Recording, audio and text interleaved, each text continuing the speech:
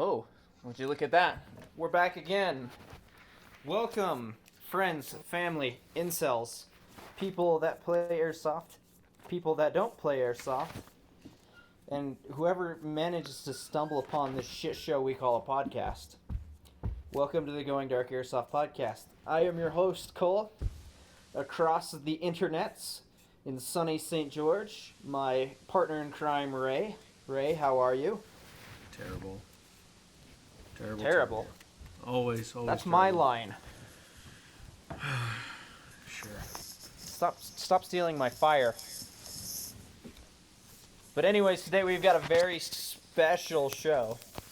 We've got the godfathers of Southern Utah Airsoft, or at least for me and my knowledge, Hunter and Cade from DM117, the founding members. What's up, guys? How's it going, man? It's going. It's a going. It's Godfather, huh? That's a new one. I like the sound of it, though. I couldn't think of anything better. So, Cole, how about you go ahead and explain exactly what DM117 is?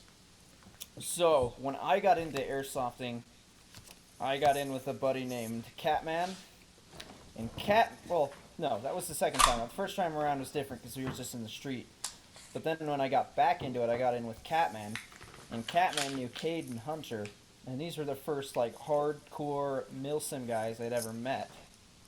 And so I just tagged along with them and started playing with them. But their story is a lot more than just some guy who bought a pair of pants and a vest off of Doty, who was also a founding member that couldn't make it tonight. But I basically got my start through them in the milsim side of things. And then I dragged Ray into it and Jaden into it. So, yeah. You dragged Jaden first. Yeah, that's true.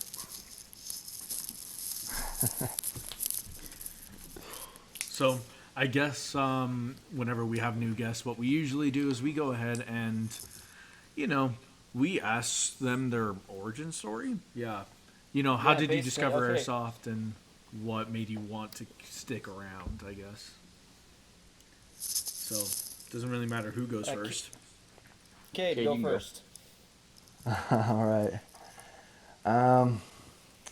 See, airsoft. I got introduced to it, honestly, when I met Hunter. Was when I first started with it. I sat next to him in a Spanish class, probably 7th or 8th grade, and he had a book on his desk, and it was House to House. I think it was Mogadishu, was it? Talking about the battle there? Fallujah, that's right. Anyway, I was interested in that. Little fucking moto kid, grunt style, everything. And seeing that, I was like, damn, what's up? And we started talking, started hanging out, did the airsoft thing, and started out super small, springers. I haven't played in a long time, so I couldn't tell you what it was, but yeah. We started playing with another team, Tar, and we would get our ass kicked every fucking time, and they had AAGs and we had springers, and Hunter eventually got the OG. What brand was that? It was a D-Boy Scar 16. Ooh, Yeah, D-Boy Scar. I still remember that and the jokes of how much Fez loved the Scar. Not wrong. I've got 3 of them now. So. Damn, that must be a bitch. I hear those things break a lot. I'll let Cade finish the story, and then we can go into all that stuff. All right. Yeah, man, it really just started as an idea. Just kind of, we took it as real as we could. Probably way more real than anybody else out there wanted to take it. Mm-hmm. And oh yeah, I remember doing a little 2v2 death match, and you had some homemade steel plates that you had welded up in welding shop. Mm. And I remember grabbing your vest because you took it off. I'm like, holy shit, that's heavy. Why are you running around in this? For realism. Yeah, we took it as training, man. We didn't like to call it a game. We were like, no, we're just training to get out there, man. And so we had 1/4 inch thick steel front and back. Had some little cardboard soft armor wrapped in duct tape between it. Yeah, that shit was heavy, man. Way heavier than the real stuff, let me tell you. Yeah. Was over You prepared guys because both, of it. yeah, you guys both took it to the next level, and you both went in the Marine Corps, correct? Yeah. Yeah, yeah. Yeah, that's probably the only reason why we played is because we thought we'd train for that early, and you know, Did it work? Make much of a difference? it did. It actually did. No, Yeah. that's surprising. Yeah. I mean, Hunter can attest, like, going out there with guys that just, were either started in hunting, and that's their gun knowledge, or just dudes that never touched a fucking gun in their lives. We trained weapon manipulation and all that kind of stuff early, so when we got in there, it honestly kind of, people were like, oh, who the fuck are you? Like, Marsoc motherfuckers over here, but just kind of carried over. I mean, So would you say airsoft is a suitable training method then? I would say that's a whole topic we should go into tonight at one point. I feel like that'd be a great topic to talk about. Yeah, for sure. But let's go ahead and get on with it. So, Hunter, what about you? Yeah. I can't even remember when I got into it. I remember that the pawn shop here in Beaver, Utah is pretty renowned in southern Utah. I bought like a little Springer. It was like a PPQ, some type. It literally still works like 16 years later. Um, it's insane. That's amazing for a Springer. Yeah, yeah, exactly. And that's kind of how it started with me and my little brother. Working our way up. Just, it was always fun. And living in a small town, we could just have my dad drop us off in the mountains and we just walk back through town, being an all day thing. So that kind of just translated. When I moved to St. George, I knew I was going to join the Marines. And so it just kind of was on my mind that I wanted to train for everything and get a jump on stuff. And then, yeah, once I met Kate, I'd already done a little bit of airsoft up here in Beaver, but no one in St. George that I knew did it. So meeting a like-minded person, things kind of accelerated from there, and we took it to the team. And as time went on, it just got a little bit more serious, and everybody got AGs and gear, and we would do training with the team sometimes as much as we could, and definitely took it serious. More looking back, it was kind of funny how serious we took it, but it helped me in my enlistment in the infantry a lot. It got a big jump on a lot of things, but we'll go into all that later on tonight. But that's kind of how I got into it and how the hookup with Cade started. And then Ashton, or Doty, he was one of my neighbors, so it was kind of just clicked right off the bat for all three of us. Yeah, I bought my first set of gear from him, and I still have those pants, although they don't fit me anymore. I've kind of got fat since then, and same with the vest. I told him that I saw you down there at that event, and he was stoked. He told me about when you bought that gear from him. Mm-hmm. It's hilarious. I miss the dude. He kind of disappeared after high school, but cool guy. Yeah, he's still around. I think he's still got a little bit of stuff, but he's got twins now, and going through the rounds of life. So. Oh man, that's crazy. Y'all got kids now. That's freaking weird, because I still remember us all in high school. Yeah, I know. Oh Pretty wow. crazy. But anyway, so who would be considered like the OG members of DM117? Well, I remember the elite squad, and Kate can chime in on this. The elite squad initially was 4 of us. It was Cade, me, Doty, and then Chance Richardson. And those were kind of the four people who had the funds and the mindset to kind of push it a little more. My little brother, he was always there as much as he could with his little, younger generation of guys. But that was pretty much the four solid dudes that we had, and then plus my brother, so five. Yeah, All I right. would agree. I'd say, yeah, me, Hunter, Doty. I mean, we were the And ones then that were Ritzeneck and always, Elmo. yeah, Elmo. But yeah, we definitely pushed it as much as we could, pushed other people to try to do it, and I don't know. It was hard back then to get people to take it as seriously as we really wanted. Yeah, Yeah, the that's community has grown a lot out here since you guys kind of decided to walk away. It's well, I wouldn't say walk away, but leave. yeah. It considering we have a shop in Little Old St. George for airsoft, it's kind of different now. Yeah, We that's actually crazy. have a place that you can buy BBs, you can buy what you need, and it's a lot more accessible than it was before. So a lot more people are able to take it to that next step. What shop is that?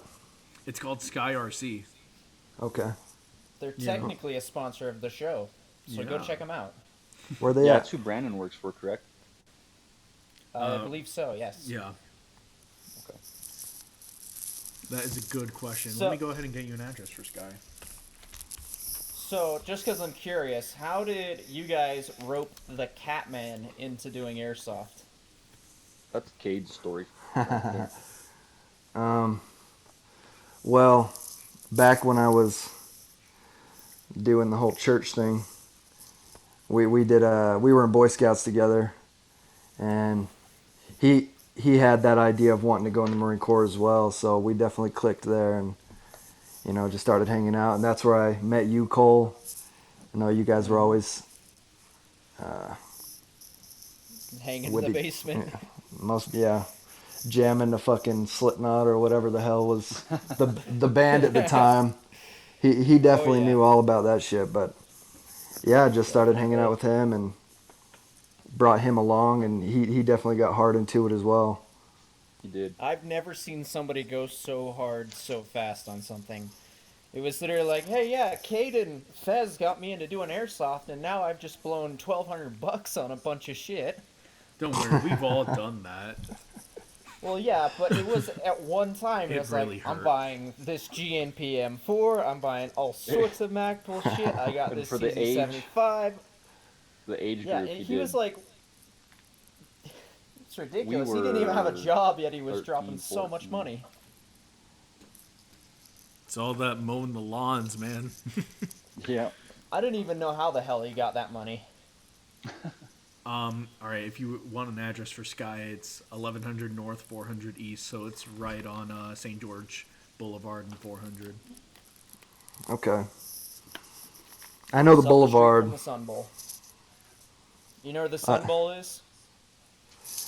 Yeah, right where they do the rodeos and stuff. Yeah, it's Right. real nearby. Yeah, it's literally a block north. Cool. I'm gonna have to check them out. Yeah, Yeah. I'm trying to- definitely. I'm Go check him out. Trying to put a kit together again. Oh yeah, So- we can help Hell you out, yeah. man. So, Yeah, back in the day there wasn't what a do whole you lot of guys? gear stuff. So it's- No, it was like Big Five and Dick's. Yeah. Yeah. So I was thinking, what were the most memorable ops? I can remember a couple. I remember the op with one of the other teams where we started at the base of the mesa by the elementary school and At assaulted up the cliffside. Oh yeah. I do remember that. I tripped and broke my M4 on a piece of rebar. Yeah, I don't think Corn Dog was there on that one. Yeah, I don't think so. That was a pretty fun day. I remember that up. Were you there on Op Snake Eyes when we hit the school at night? I don't That's where think we. I was. I mean, That that's was where one we of the did the more- whole Call of Duty shit where we're crawling through the field, skull They dragging, didn't right? see us. Yeah. Oh, that one was wild, man. Well, we'll go back to the beginning. Our first actual planned op with the other team and the storyline and everything behind it was Operation Mustang, right? Mustang, and that was pretty Yeah. much the turning point of airsoft in southern Utah for us at least. Yeah. After that What event, one it was kind that? of that was Operation Mustang. No, what one was Operation Mustang? The one at the school? No, no, no. I think this was probably a little bit before you got into it. You might have been. Okay. I don't remember. We did not have a huge amount of people. I remember Tar had, I don't know, Cade, 20 people. I doubt they had that much, man. But They had I remember they because I popped over the hill. They had a good amount. They had between 10 and 15 people, and I would say we had oh, during Mustang. during Mustang, So yeah, I during think the I think actual we operation. provided I think we provided some bodies to them for that one. But oh yeah, there was at least 20 plus. Yeah, And they had a at good that group. point in time, that was the biggest we'd ever seen. And we were running with what, maybe 8 We had the guys? four of us, and then another five or six as a QRF. Damn, just to think that 20 people showing up is a like a little bit amount. Yeah, I know. And for us, that's what I mean by it being kind of like the turning point because it was the first storyline driven event that actually had people out. Like I think if the event was something to do with, and we actually went into depth, and Cade made a whole multiple sheets of paper front and back of different operation names and storylines to go along with them, so we would always have one to choose for an event. And I thought he can correct me if I'm wrong, but on this event it was the storyline went something along the lines of a downed Chinook or Blackhawk had crashed, and that was part of DM117, and then there was also a quick reaction force of DM117 coming in to help assist in the extraction of that element that had gone down in the bird. And so Tar's goal was to retrieve us and eliminate us or capture us, whatever they had. They had significant more amount of people than us, um, and that was definitely a fun event. I'll tell that story to my kids when they're old enough. Was Yeah, Damn. that the I one that we remember were down by the wash at night? No, this that I remember that one. That one was later on. Okay. yeah, I remember Mustang getting separated from a couple guys. It was just me and Hunter, and we took contact on a road, on a dirt road, and we were able to push them back, and they started retreating through the bushes. And I just remember, for some reason, Hunter thought it was a good idea to just up and take on after him like a wolf after, you know what I mean? Just he just running after him through the bushes, and I'm like, oh shit! And so I'm chasing him, and there's bushes whacking us in the face, and I'm trying to catch up to him, but that was a good ass time. That's hilarious. Yeah. That's pretty good, actually. Oh man, what was the op that we had when we all hopped in the back of the truck, drove across town, and then drove out to Green Valley, and then drove Yeah, back to the wash? I remember that one. That one, the name slips my head, man. But we met up with another team that I hadn't met. I've actually got Oh, pictures of that one, and I remember that one now. So it took me a minute. Sorry. yeah, with that we did that one storyline as we were in an Osprey, shot down. So we did small unit. I think 4 of us versus like 20 plus guys. Does that sound right, Hunter? And Um, we it played it may have out been it as might have been eight of us because I remember there was four groups of two, if I remember right. could be, but we played it out as everybody was separated. Everybody that got shot down on the Osprey was separated, right? So you're starting off by yourself, and they're just coming after you, and you got to try to link up with each other and try not to get killed. But we did that one into a 24-hour where we were at 1 AO during the day, and then we played it out as a QRF extracted us out of there, and we moved on to that wash you're talking about, Cole, and got dropped there at night. Played that, whereas how did we do that? We did. There were already people staged there. We played it out as it was in Africa. there was a local militia that wanted to rise up against this warlord that was patrolling the valley and doing what they do. And we had to link up with them, find them, link up with them, and then they pull their guns from under bushes and stuff, and then we go hunting patrols that were in the valley. So that was pretty cool. Yeah, I remember that because I was one of the patrols, and I remember just hearing one of the patrols get assaulted by you guys and just seeing the tracers fly and people yelling, hit, hit, and I'm like, oh shit, I'm screwed. The green light, the green flashlights. The green Yes. flashlight. The green that's how you know you were fucked, is if you saw those green lights.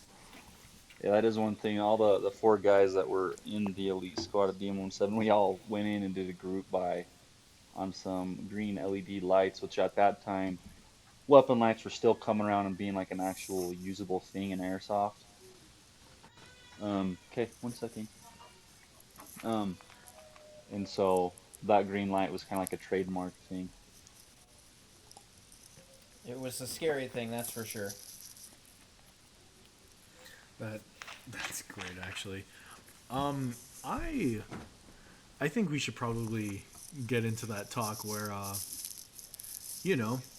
so you guys both went into, both joined the Marines, and I think we should probably talk about at this time how airsoft actually did help you with your, with your gun skill and motor functions when it comes to operating like how you do.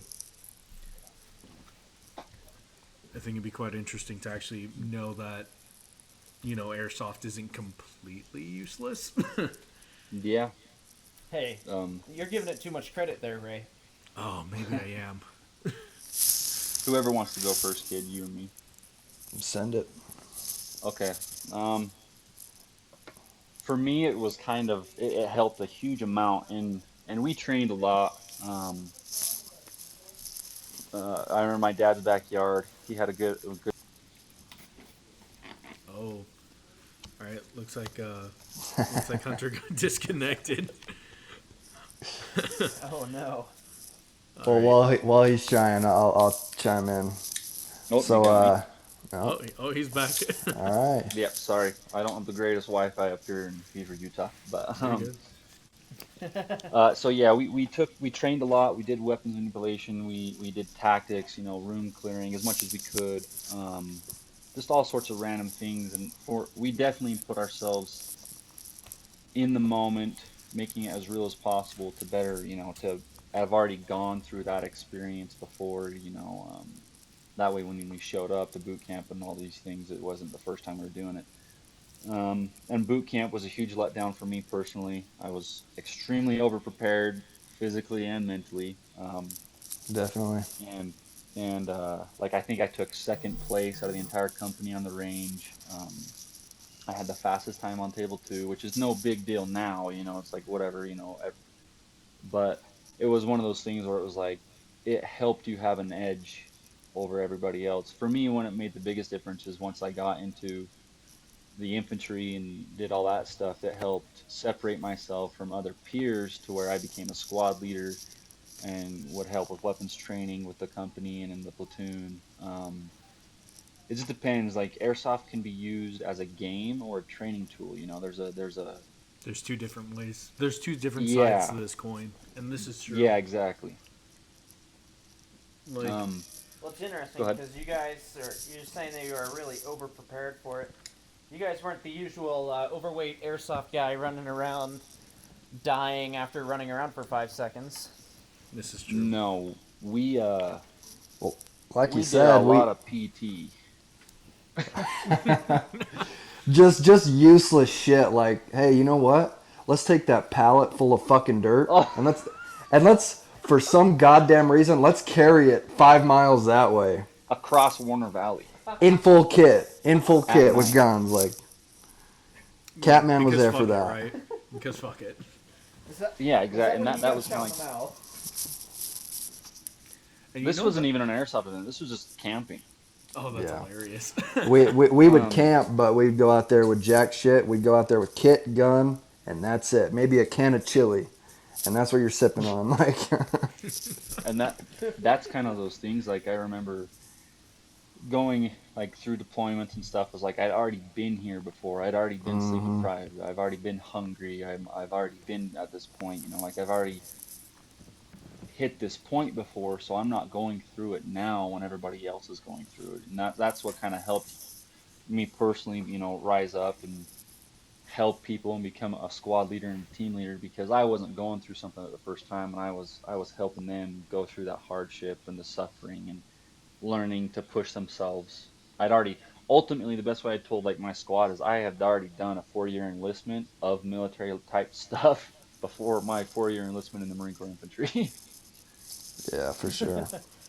God, that must feel shitty to hear that. Yeah, and that's where I like told him, I was like, genuinely I do believe like the way we ran Elite Squad, I would take Elite Squad over some of the teams that I saw in the Marines, just because we trained a lot. It's just that simple. And you can't instill mindset, and that's what kind of drew us together. And I mean, we kind of stuck out from some of the other groups there for sure. Was just that hardcore, like we're gonna fucking destroy ourselves for no goddamn reason other than we want to because we think it's fucking cool.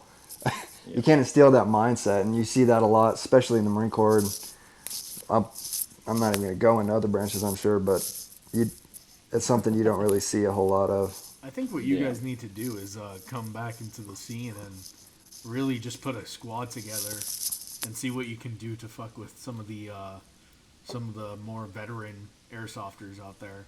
You know, Yeah, and you that's guys definitely could one of the probably goals. be a force, something scary. Yeah, and Revise my or resurrect DM117. yeah, I'm all for it. My only problem I have is I do wildland firefighting now, so in the summers I'm pretty much written off. Um, and then my kids are young right now, but as they get older and stuff, I You might definitely start like going finding down that there. time. Yeah, and like I want to go. Like I would have gone this weekend to the one down there, but I also race motocross in the winter, so that kind of takes priority of training time. Yeah. But it's Yeah, we need definitely to go like I ride for want to do sure. it. Yeah, I'm Is there a down. track in Beaver? I don't know if there is or not. No, I've got a private track I train at in Milford, but we just ride down in Mesquite. Oh, okay. I was gonna say, hey, you got any plugs for me? I need a track. I need to be practicing. Yeah, it's not my track to give the info out on, or else I would, but Oh, well, we'll talk after. I'll see. Hook me up. yeah, for sure. Um, I'll be coming out more now that I'm just bought a gun because Hunter just hit me up probably 2 weeks ago and was like, "Hey, get back last into week. it." Last week, see, he's like, "Hey, get back into it," and I was like, "You know Oh, what? I'm gonna bump that up on my to buy list." Hey, And Cade, we we can me you and Cole when Cole's back down here whenever you decide we can meet up at Sky and we can go ahead and see what we can do to build you a kit. so when I say I need a kit, I'm kind of fucking fibbing because I got a whole gear room full of shit. I assume Still, so, but as extra far mags, as some more shit, whatever you might need, oh yeah, for sure, mags Yeah, the definitely. small necessities. probably BBs. Yeah, so I still gotta yeah, definitely need some ammo. But I hopped on a so what? No, keep going. Sorry, I was gonna just say, what did you order then? yeah. So Oh yeah. I've been out of the game for about 4 years, and a lot's changed since then. It's a lot more technical now than it was when I was in it, and Oh I'm yeah. looking at That's for me. everybody's going for these fucking Polar Star bullshit, and kind of getting away from where you know the whole training aspect of it. Dope guns, as they're probably pretty fucking mean, but having a Oh, tube attached to you is the whole reason we don't do paintball, right? But that's my opinion. Anyway, I hopped on a e-bike, couldn't find anything, didn't know where to start, so I hopped on this app called Hop Up. Mm-hmm. Found some dude selling a built up Crytek, and I heard they're pretty good, so it kind of caught they my eye. certainly are. So I bought a built Crytek. That's the next thing on my list. I already got mine. Yeah, so I'll see how it is. I'll have it tomorrow. He threw in a 5 Crytek mags and Oh, nice. Yeah, all kinds of stuff. So Crytek's are no joke. So those, they're the best electric you can get. I don't recommend any others. Like, they really are the best electric you can get. They don't need to be upgraded internally. Maybe a better spring if you want to hit harder, but that's it. yeah, I mean, KIWA's pretty badass too. It is. So, yeah, go on. oh, I was just gonna go on. He threw. I don't know. Apparently, I'm supposed to be able to connect it to my phone through Wi-Fi or some shit or Bluetooth. So, what is it? A Gate Titan? I don't know what the hell it is, but sounded cool. Sounds fucking rad. So, we'll The see. I'll be out. actual I'll be out there. He sent me a picture of it. It's got some nice stuff. It's got a tight board, and he's got it built up on the inside and everything, and some 11.1s that he threw in with it too. Oh, damn. All right. That sounds like it's going to be a kick-ass gun. And it's a Mark 18. So. Sounds pretty sweet. Ooh. It's got to be a Mark 18. We don't do anything other. Gotta. I'm looking at my wall of airsoft guns, and I've got all 3 versions of the DM4 wrist. So. Right. All hail the rail, man. All hail the rail. Oh, my God. Nothing. Well, So Hunter, how much do you love the Scar? A lot. If would you I make love I have, to the Scar if you could? I would. My wife knows about it. She knows it's another Mistress. lover in my life. Yeah. I think I still have my D boys. I've got a Wii Tech Scar 17, and then my main Scar is a VFC Mark 16 that I bought used for $200. It came wired to Dean's and everything, and it's ran flawlessly for the past, I'd say, 4 or 5 years. Haven't had to go into the gearbox once. That's awesome. It's starting to drop FPS now, which is kind of sad. But I do all my own teching and everything, so I'll take care of all that. If it wasn't for money, I would definitely have a real one, but I couldn't justify my Mark 18 that I built for under $1,000 for Scars now are going close to $3,000. Or else I'd have a real one, but it's on the list of real guns to get for sure. Luckily, you live in Utah, right? Yeah, exactly. I can look at my GMP Mark 18, and then I can look at my Daniel Defense Mark 18 as they're sitting side by side. It's amazing. You're just like, oh, yes. The cycle is complete. Cade's going to be in the same boat soon, too. I don't know how you built a Mark 18 for under $1,000, man. My build, $2,600 later. That I should specify on my real steel. That was Black Friday, and that was just getting the functional, upper lower BCG charging handle. Yeah. I think I need to know what I need to do then. Yeah. You said Well, under now after it's this well last over election, 60. you might as well start building those. Yeah. And then I just bought a PVS 14 2 or 3 days ago, so that'll be coming in a couple months. Money. Yeah. I have another See, question. and one. Oh, Go ahead. No, you're good. Go on. One thing that I think airsoft is great is like right now, I shoot real steel a lot. I shoot between me and my wife, we shoot 500 rounds a month through rifle and pistol.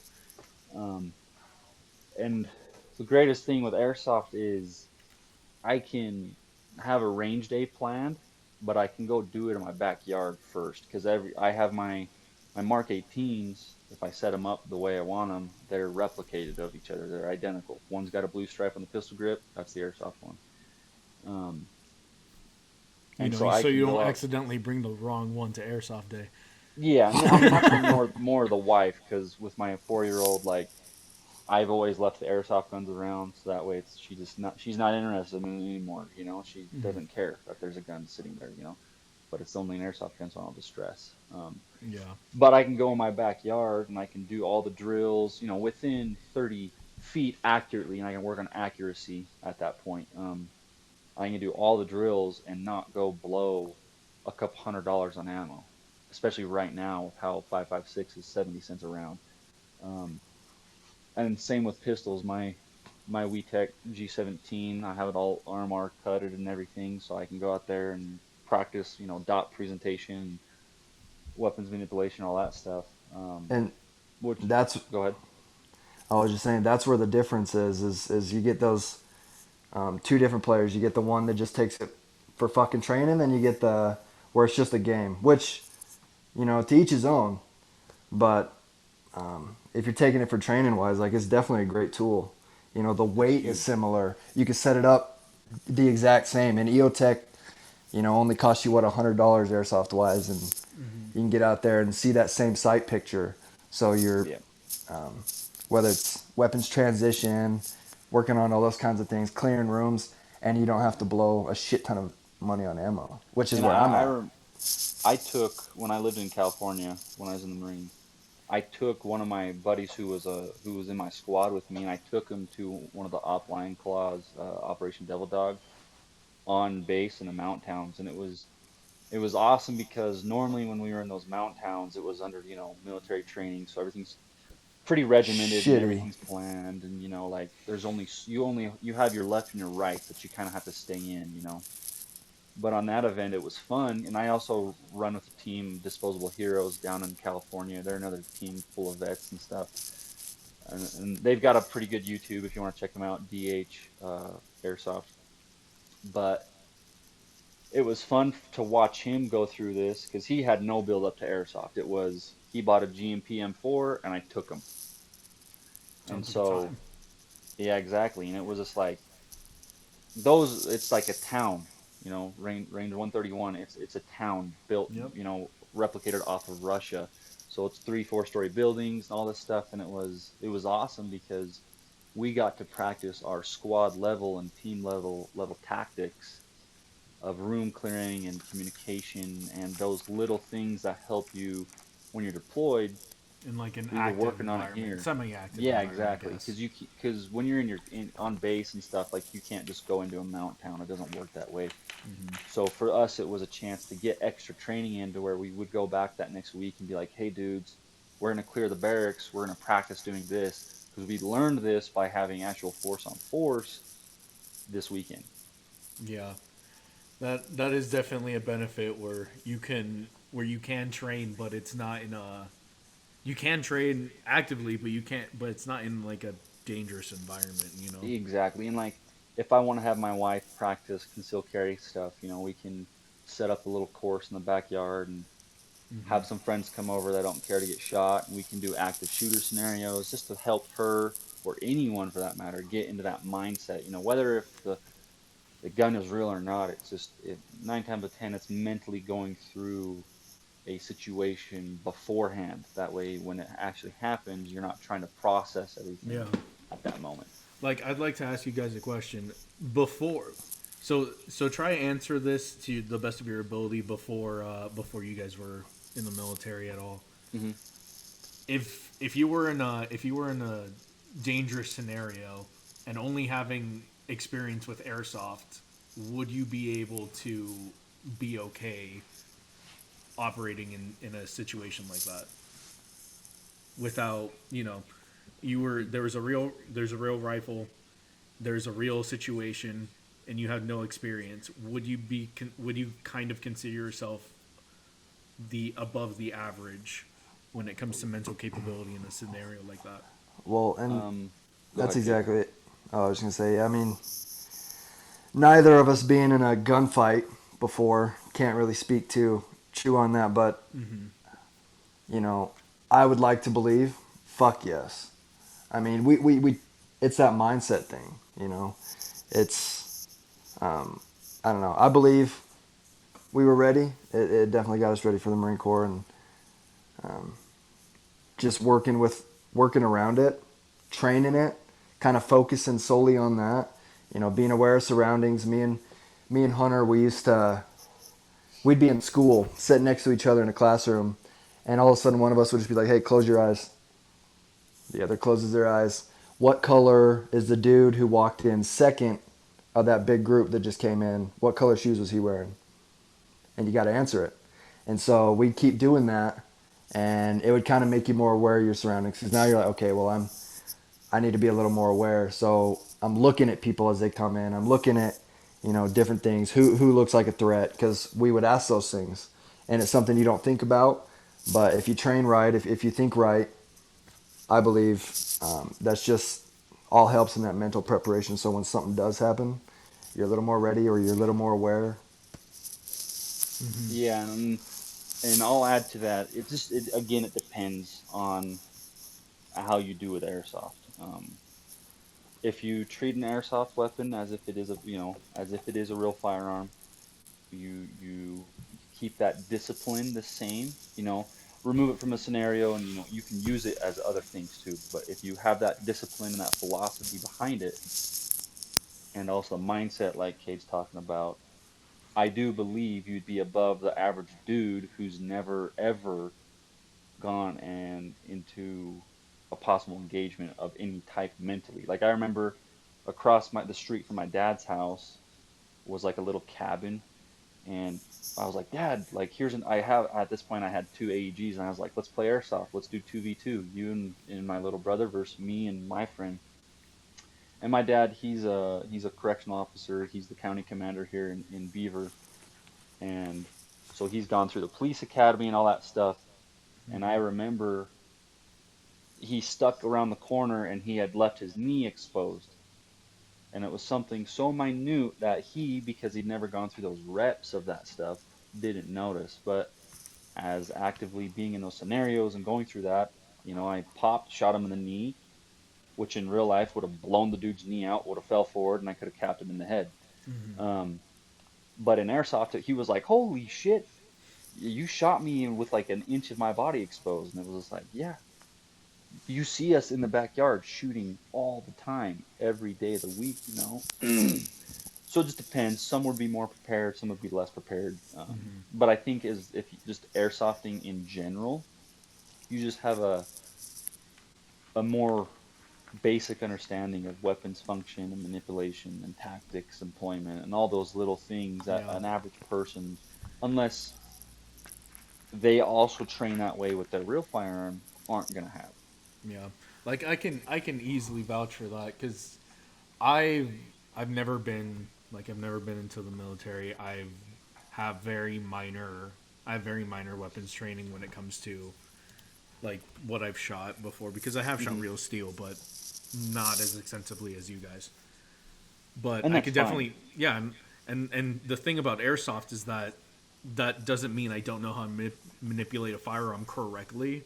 Exactly. And that doesn't mean I'm not more efficient than like the average person who's never shot. That's probably never shot a gun.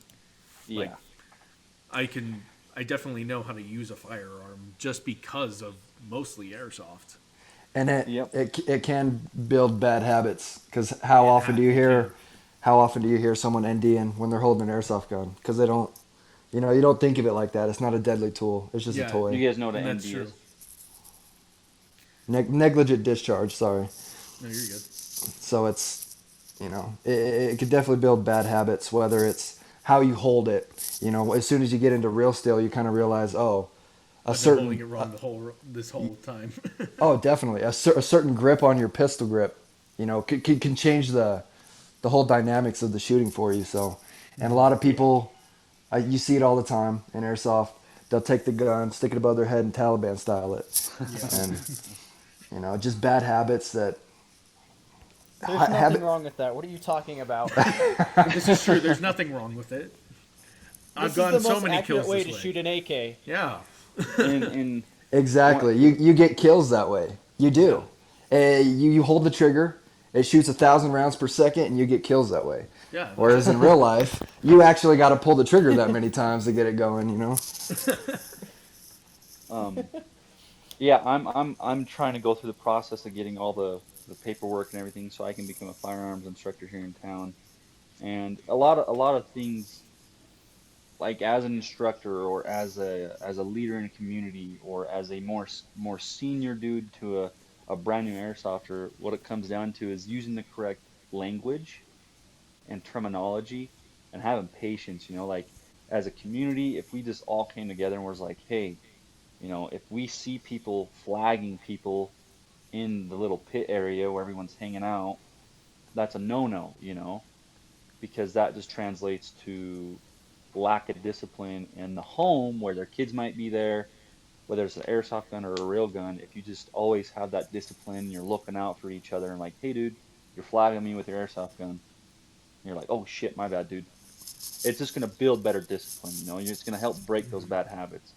And like Kate was talking about with the grip and everything, you shoot a real gun and you realize, yeah, I was jacked up. I got a lot to fix.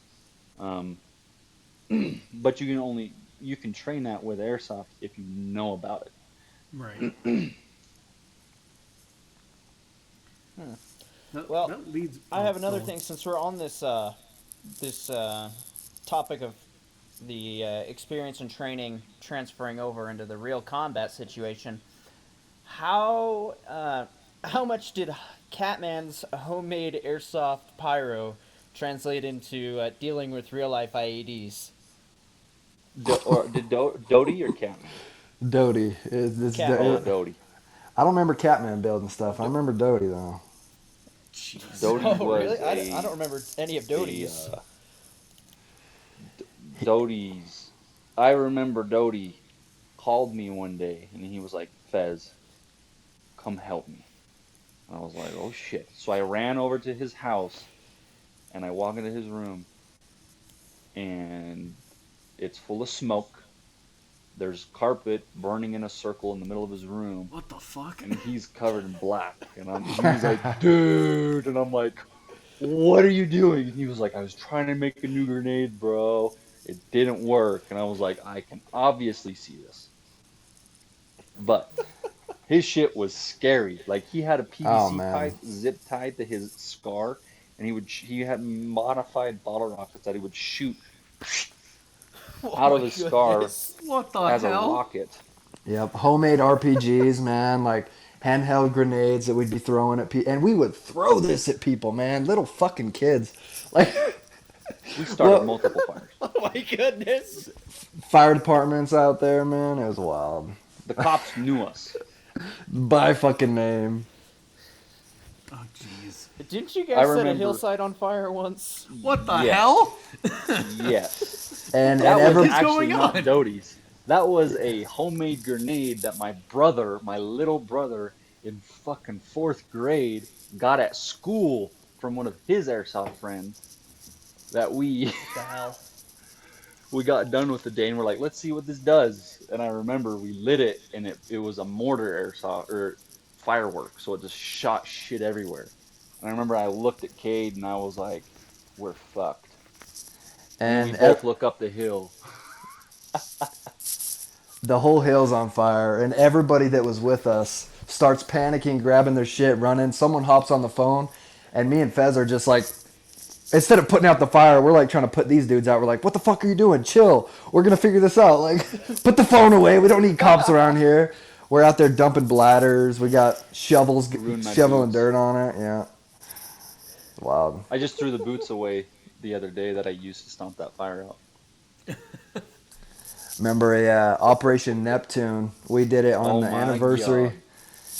Yeah, good old Neptune. Anniversary of us catching Osama bin Laden. And we just had so someone was Osama bin Laden. They're in Yeah, a we house, recreated it. little compound. Yeah, we recreated the whole thing. So we went up in two different units. We had an assaulting force, and then we had a machine gun force, a machine gun team up on the hill, suppressing fire. That was my I team. Yep, I was leading the assaulting team. We stacked up on the wall. We breached the door. They had built a human body barricade and had someone in the corner of the room with this human body barricade just lighting up the door as we came through. So I got knocked down. I fall down dead. And as we played it as real as we can with hit rules. And you drop where you hit, right? And you're just Right dead in the there. doorway. Right in the doorway. I'm getting stepped on left and right, man. And once Hunter's team assaulted forward and they stacked up on the door the other side of the compound, I just remember hearing toss a grenade. That was the last thing I heard, and then boom, big ass boom. The whole entire it was nighttime, so the whole place lights up like a Christmas tree, right? And someone stumbles out of the door, trips over me, holding their eyes, screaming, "I can't see! I can't see!" It was the coolest fucking thing. It was badass. I remember very vividly. I was because I was the one that told Doty to. I was like, prep a frag, like get ready. We're gonna breach. And that's when Susie had just bought his ANKS R25, and that thing ripped. It hauled ass. And I remember there was the open window, and they had a machine gun that you could see the barrel coming through. And I remember throw a frag, and Doty, he had this lit up. He had the happiest look on his face. And I remember when that thing went off, I was like, "Oh, we're fucked," because it echoed through the whole valley. And this is right next to Sunrise Ridge Intermediate School. Right. Oh, is that where this is? Oh, jeez. Yeah, so Oh, we're like man. next to people's houses. This is like before it was all fields with one little abandoned compound of houses that we were playing at. And they legitimately, like I remember Osama bin Laden was up in the rafters and he got down and he was like, "I'm done. I'm hit. It's over. You got me." Just because of that grenade. Like he said he wild. watched flames come up through the rafters. Oh, what the hell? This So might Doty was maybe making why real we didn't. shit. Yeah, this may be why people didn't stick around because they couldn't handle it. Yeah. Like you could not do that shit nowadays. You couldn't. We Well, get new. I mean, I'd keep on playing, but that's a little much. And that's exactly what it was. It was we didn't have rules really. Like Oh no. There was no. hand-to-hand It was combat. whatever Yep. anybody was okay with. No, Yeah. yeah, there was no engagement rules. There was nothing. If you come around the corner, and this happened countless times where someone would come Oh, around yeah. the corner, barrel exposed first, at least 2 times where I've grabbed a fucker's barrel, stuck mine to his belly, and shot him. Like we didn't play with rules. If you got punched in the face, you got punched in the face. That's what it was, man. Like Yeah, and I do. Oh, In my Beaver, goodness. it was a little bit more hardcore. We could get away with a little bit more of that because there was full-on fights. Like oh yeah, you'd fist be in fights, close man. combat, Oh, and wow. it was you grabbing my weapon and I'm decking you in the face. Yeah, we got off to that shit too. We loved it, man. Every inch of that. And that we'd see new faces, and then we'd never see them again. And we're like Yeah. pussies. Like we're just like fuck these guys. Like whatever. Granted, they were kids, and it was a little much, but Yeah. It was fun. It was fun. it was fun. That's wild. Well, Well, Yeah. we're gonna go wrap ahead. this up just because we don't have too much time left. But thank you guys so much for coming on. We'd love to have you on again. Yeah, for sure. Plenty of stories, man. Plenty of Oh, stories. I bet. Yeah. And Hopefully, one I'm of these still, times in person. yeah, I'm still actually, I stayed in the airsoft the whole time I was in the Marines. I went to Up Lion Claw and all those events and everything. So I'm still active and doing it. So hopefully I can get down there to one of the events Yeah, we should try and meet up so we can go ahead and do this. for sure. Definitely. Are we gonna all go to Border Wars 3? It depends on the weekend that it falls on. If there's a race, I'll be kind of strapped for time. But if I'm available, I'm pretty much going. Sweet. Cade, you're gonna have to come with us. It's so much fun. Looking forward Need to to it, trade. man. I'm excited to get back into it. I need to get some. Yeah, I need to get out there. All Well, right. cool. Let's go ahead and wrap Well, this up. thank you guys for coming on again. Remember to call your hits, you stupid sons of bitches, and we'll see you on the next episode. This is Going Dark Airsoft, signing off.